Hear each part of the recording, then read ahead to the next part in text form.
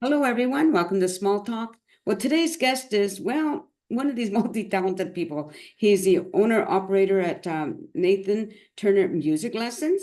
He's, let's see, a vocalist, a songwriter, a recording engineer, probably a few other things too. Anyway, time to meet Nathan Turner. Welcome to the show, Nathan. Thanks for having me. Happy to be here. I love all these things that you do. Uh, let's just start with your music career. When did you get into music? Well, I was quite young when I started playing guitar. I was probably around 12 years old or so, and I didn't get into any sort of formal training. There was just an acoustic guitar around my house all the time. And yeah, I would pick it up every now and again and try and make some music with it. And I would put it down and leave it for long periods of time. Um, and then I kind of realized at some point that you can, just mess around on the guitar and make up your own things. And Right. that's kind of when it stuck, when I started just kind of listening to the guitar more and not trying to play other people's songs, just explore what the instrument does. Oh, okay. That's really cool. And now you play the bass guitar? Yeah, I play the stand-up bass and electric bass as well. I started playing that in grade seven, I think. Yeah, when I was in the band, the class band there. Kind of used it as an excuse to get my parents to buy me an electric bass, and it worked out. And then yeah, I used to. Well, I just recently was touring with the band Red Haven, a band I've been in for 10 years, and I helped form, and I play bass in that band as well. Nice, very nice. Now you live in Parsons, BC? Yes, I live in Parson, BC. Where is that? What part of BC is that? It's in the Columbia Shuswap region, although we're not really in the Shuswap. So we're just south of Golden on the 95 highway. Ah, And yeah, we're right along the Columbia River, just north of the headwaters. so in that area, are there lots of places for you to go and perform? Yeah, actually, Golden's a pretty vibrant community as far as performance goes. We've just been living here for the last 6 months. So I came from Vancouver. But since arriving here, there's performances up at the Golden Sky Bridge, which I was able to play as a solo artist, and then also with my duo group, Logan and Nathan. There's the farmers market in town, and they have performers playing every single week. So I've been doing that as well. Um, and then just there's a jam night here in town, and there's also a venue. So we've kind of got a lot of different places to play. But most of my playing, if I do a couple local things here and there, but then I'll get out on the road and do a run of shows usually. Yeah, I was going to ask if you do tours at all. Yeah, totally. I just got back from the Red Haven tour, which was fun to do, four-piece band tour. Mhm. And then earlier this year, yeah, I did two different solo runs as well, just me and my acoustic guitar going out to places. Very good. When you were young, what kind of music did you listen to or did you prefer? When I was, well, what age are we talking Or what, here? what if you think about the what you like the most, say, if you had. Yeah, probably punk music was what really got Yeah. me situated in playing a lot. Just listening to, bands like Blink-182 or like Real Big Fish. I really liked ska music and ska punk kind of styles of music, and Goldfinger and those kind of bands where, Yeah. yeah, I learned pretty much all those songs, is like just devoured it. Right. So and now for yourself, whether it's solo or with a band, what style of music do you perform? I like folk roots styles of music. So as a soloist, it's, yeah, quite folky. But there's elements of soul and there's elements of jazz in there as well.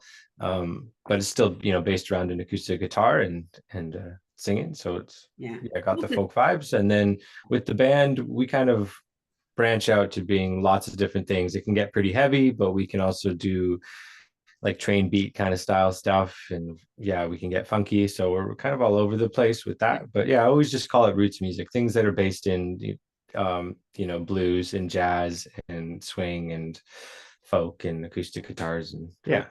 No, and not actually, I didn't mean to say that. You're also a singer, right? Yes, totally. Yeah, singer songwriter. That was like always my main focus, was writing songs. Mhm. Um, and that's kind of how I ended up playing the bass guitar so much, was because me and my friend made a band together, and he's an excellent guitar player. And at that time, I just kind of would strum chords and write songs, and so I could play the bass and support, and we can make a band that way. So I ended up playing a lot of bass through that. But eventually I went and studied the guitar in a full way. So tell me about some of the songs you've written. Yeah. Look, so all right, sure. We can start with one of my old tunes called My Darling. It's just kind of like a nice romantic soft tune, acoustic guitar. In the recording, we had like cello come out and play, and we double bass and stuff like this. Um, and people seem to really like that one and resonate with it. It's just kind of your classic love song about just coming home. And Yeah. uh, but at that time we were touring a lot, so I wrote that song just about how I'm always leaving. Now, when you're performing, when you're writing, do you write with Logan? Like, do you collaborate on any of the songs? Yeah, sometimes we do. I mean, it kind of varies and it changes. Sometimes we'll come with a, pretty much a finished song, and we're just kind of arranging it together, putting the harmonies on it, figuring out what my guitar part's going to be. But other times we'll come with something that's kind of half done, or maybe we have a couple ideas and we're like, oh, which one should we do? And we end up writing together, or a little bit of suggestion will happen. But usually someone comes with some sort of core idea, and then we'll go from there. Okay, good. Now you also teach music lessons, right? Yes, I do. And is it guitar that you teach? Mostly teaching guitar, but I've taught a whole bunch of things. Right now, I'm running my own private practice here in Golden, and so that's been mainly guitar focused, and that's definitely what I know the most about and what I feel most comfortable doing. Yeah. But I also do vocal lessons. I've taught bass guitar. I teach a little bit of piano. I've done band classes too, where we'll put together a group of youth or something like this, and we'll start a band and get something going that way. Oh, that must be so much fun.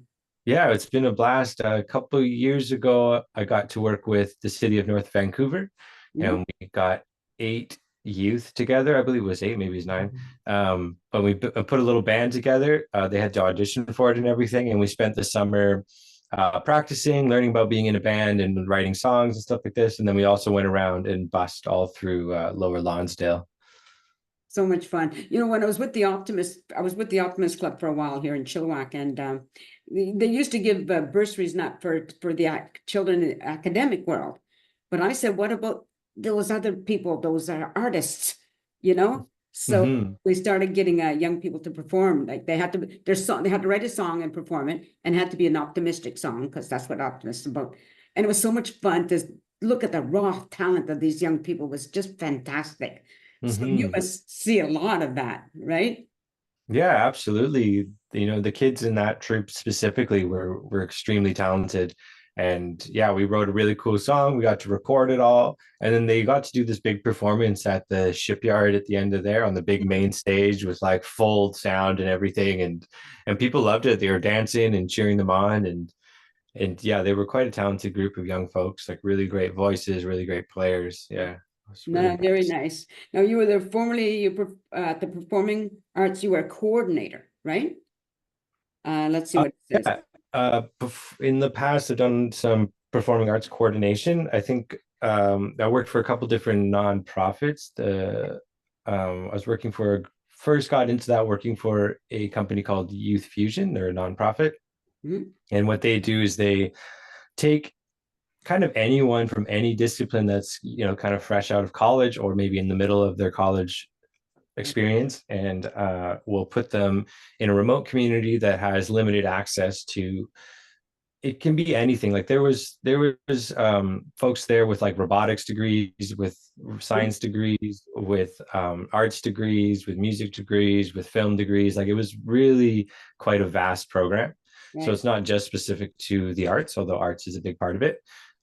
So they would place people in these remote communities that have limited access to those sort of things, and you would just kind of go there and run a program in the school and try and engage the students in some extracurricular activities. right. Like I think for music is such a good thing for young people to pick up. Like if they can get into it and get away from, maybe instead of heading towards a drug world or whatever, right?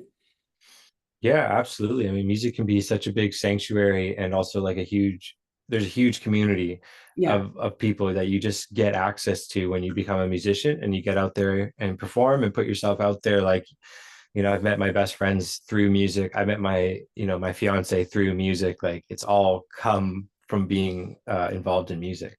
right, for sure. No, yeah, some of the people that I know perform or have interviewed, um, sometimes they'll collaborate with somebody like on Zoom, and then they'll write a song together. That person might live in another country. Do you ever do anything like that?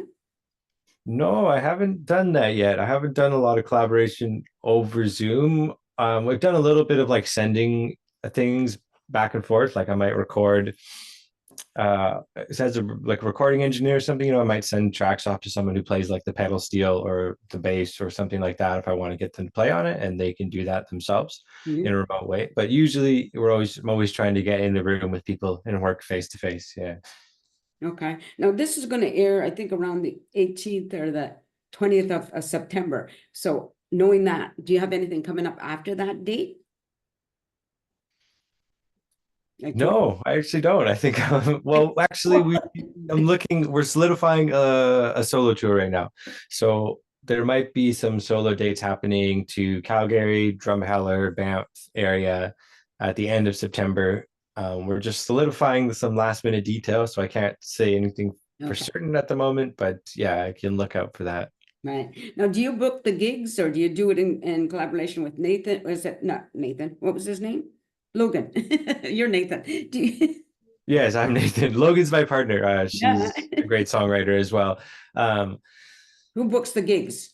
It kind of we both do. It kind of depends if it comes to one of us, then we'll do the bookings. But if I'm booking a tour, it's definitely me reaching out to a lot of venues. Yeah. Yeah, and doing it all myself. Without naming the place, do you have favorite places where you like to perform? Yeah, I mean, I was just in the shoe shop. I had a really great gig out there.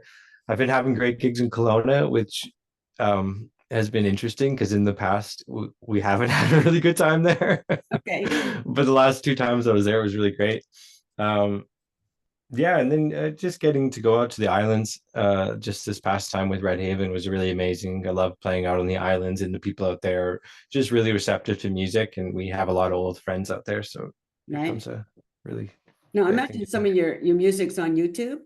Yeah, it's on YouTube. You can find me at Nathan Turner Music, I believe, and yeah, you'll see music videos up there, some live performance videos, and some of my records as well. Do you come from a musical family? Um, To some degree, yes, and to some degree, no. My dad was a guitar player, but he didn't play a whole lot when I was growing up. I would hear him like playing every once in a while, but by the time I picked up the guitar, he kind of had put it down and wasn't really playing much anymore. Right. Uh, but we grew up. I grew up going to church in a Pentecostal church, and in a Pentecostal church, they start every morning with like an hour of music, and Oh, this okay. particular church happened to have like a really great live band, like full on production with full sound and everything. So, Wow. you know, they had drums, piano, guitars, a choir, everything, and it was kind of like bluesy gospel kind of stuff. So Yeah, that sounds pretty cool. Right. So who does anybody in your family sing or you're the only singer? I'm the only singer. Well, that's unusual, isn't it? So, well, I hope we covered everything. Is there anything else you need to add or want to add that I haven't covered? um, Or did you want to talk more about any of your songs? hmm. Um, Did I catch you unaware? no, I mean I could talk a little bit about some of the more songs.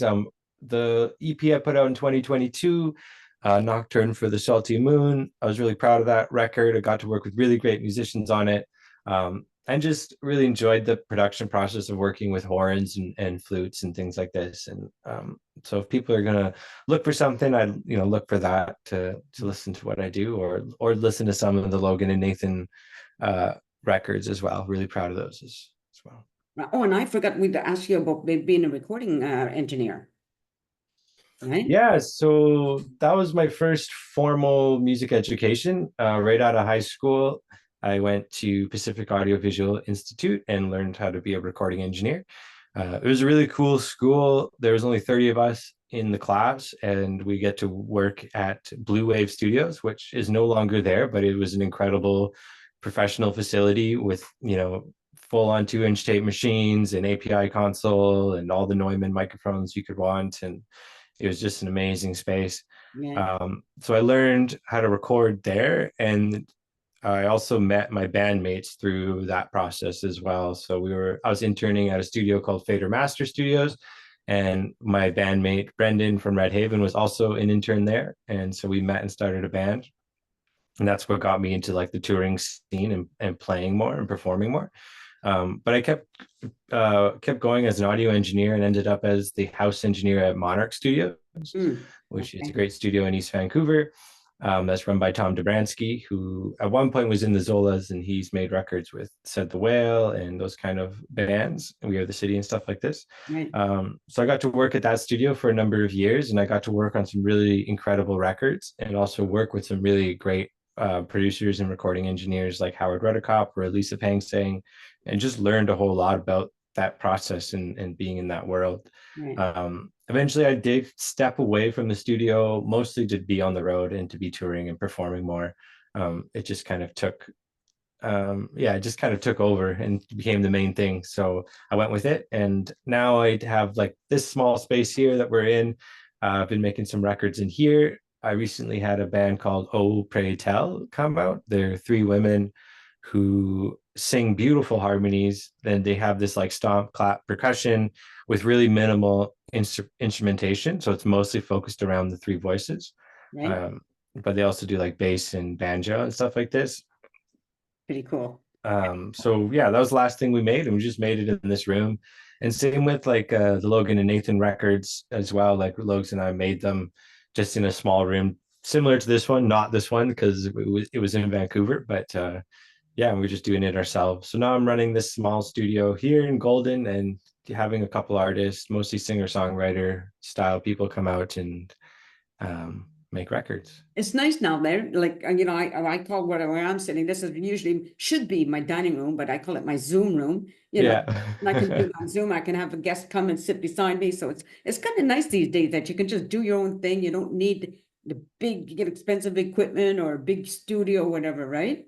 Yeah, absolutely. And having done it both ways, I've had the privilege of working in large studios from front to back, with large budgets and things like this, and even getting some grants myself where I've had the opportunity to work in a studio that way as an artist. And then also had done it the complete opposite way where I'm engineering the whole thing myself. We're doing it in a small room.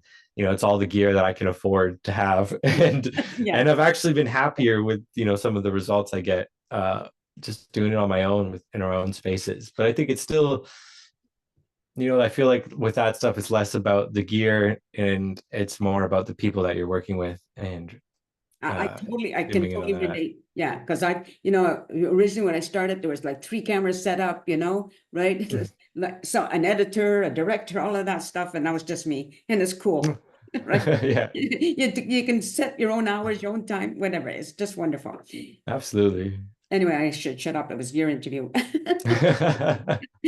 But now I think we just about run out of time. But I want to thank you first of all for saying yes to being on the show. I really appreciate that. Just stay on camera for a second there, and to the audience, you've listened to Nathan. Just get names right. Nathan Turner, and you can just he's on Facebook and on YouTube. Probably just Google his name too, because things will come up. But anyway, check him out, and if you want to hire him, I'm sure he'd be more than happy to accommodate. So take care, everybody. Thank you again for watching the show, and I hope he continues to do so. And peace out. Okay, thank you. I mean, it's still taping, even though I said stop, but it still tapes. So I'm not sure when. I'll send you the date when it's going to be aired. Once it's aired, I send you the link. Okay. So I know it's towards the middle of September that I'm going to be airing it. And it's around 4 o'clock my time. Okay. Okay, and I put it on, Tumblr, X, LinkedIn, all of those wonderful places. So those are the ones that I know. Oh, anyway, thanks again. I appreciate you doing this. And if you ever want to be back on the show, just let me know. I'll fit you in somewhere. Amazing. Yeah. Thanks so much for asking me to come out. I really appreciate it. And it's really been great talking to you and just, yeah, talking about the journey so far. Good. And have a good day. All right. You as well. Bye for now. Bye.